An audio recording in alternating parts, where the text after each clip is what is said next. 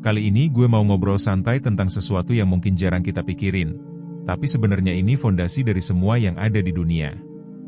Kita bakal bahas tentang hukum kesatuan ilahi, atau the law of divine oneness. Tenang, kita bahas santai, ngalir, kayak lagi nongkrong. Tapi tetap dalam, soalnya ini nyambung ke kehidupan sehari-hari, ke ajaran agama, dan kearifan leluhur juga. Siap? Yuk mulai. Gue mau cerita dulu.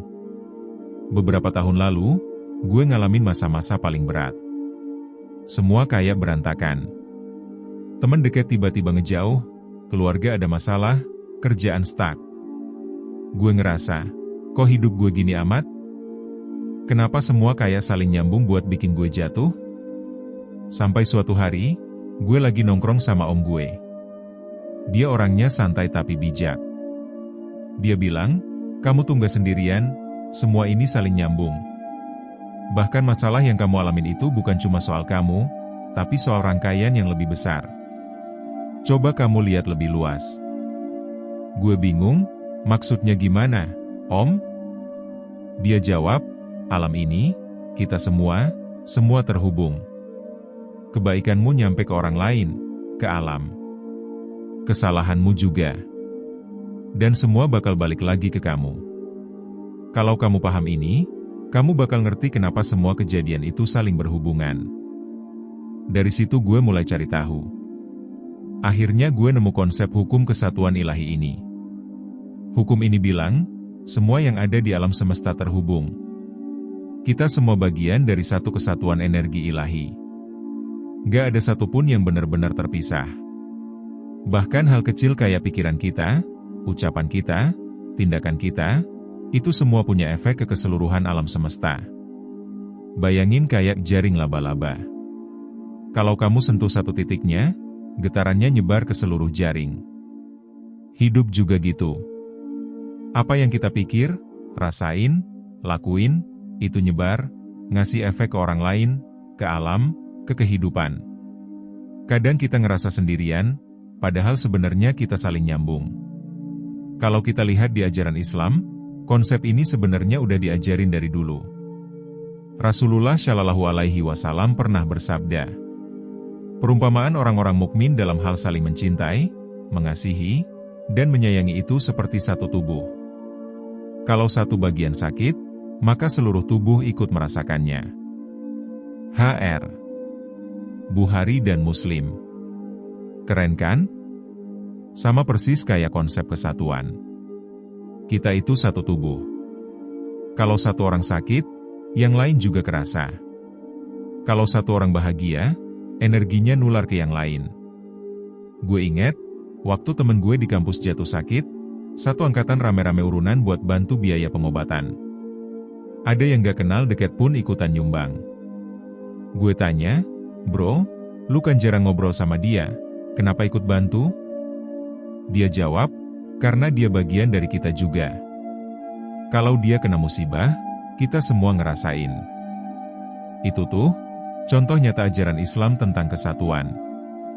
Kita diajarin buat peduli, tolong-menolong, gak egois.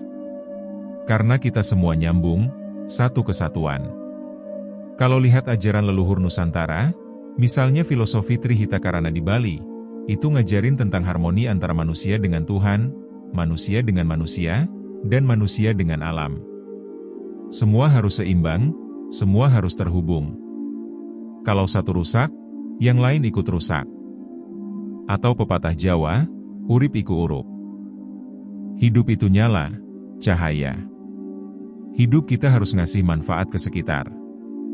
Karena kita bukan hidup buat diri sendiri. Kita bagian dari lingkaran besar kehidupan. Gue juga pernah dengar cerita dari nenek gue. Dulu di kampung, kalau ada yang panen padi, mereka nggak langsung ambil semua hasilnya. Mereka nyisain sebagian di ladang buat burung-burung makan. Kata nenek gue, kalau kita kasih alam makan, alam bakal kasih kita lebih banyak lagi nanti.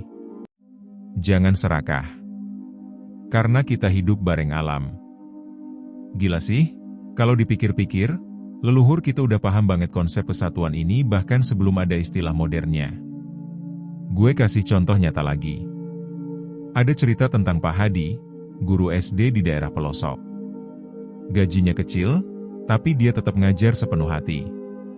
Suatu hari, salah satu muridnya bilang ke dia, "Pak, aku pengen jadi dokter, tapi kayaknya nggak mungkin soalnya keluarga aku miskin."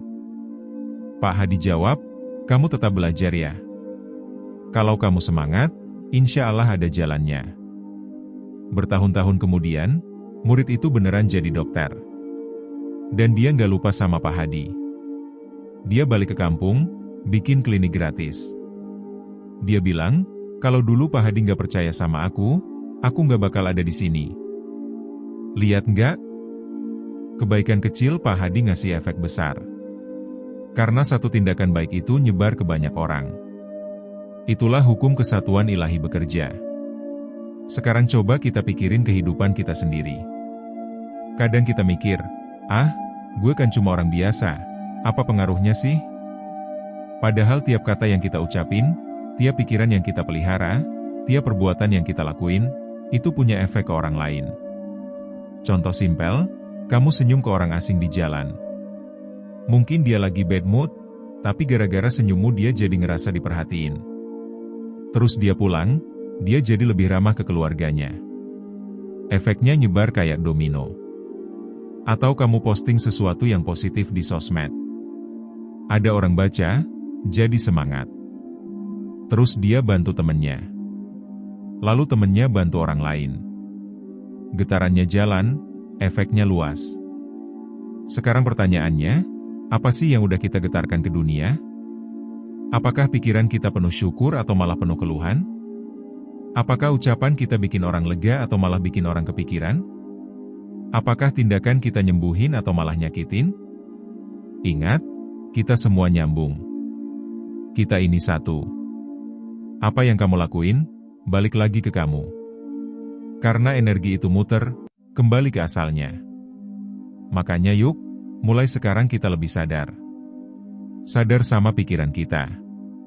Sadar sama ucapan kita. Sadar sama tindakan kita.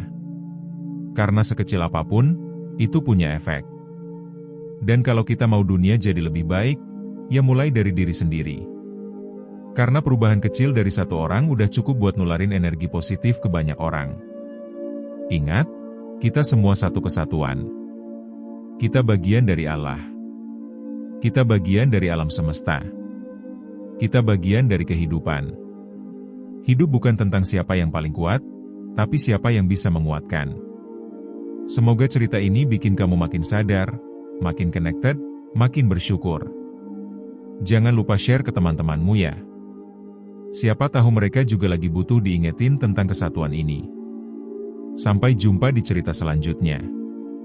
Stay positif, stay connected, stay mindful.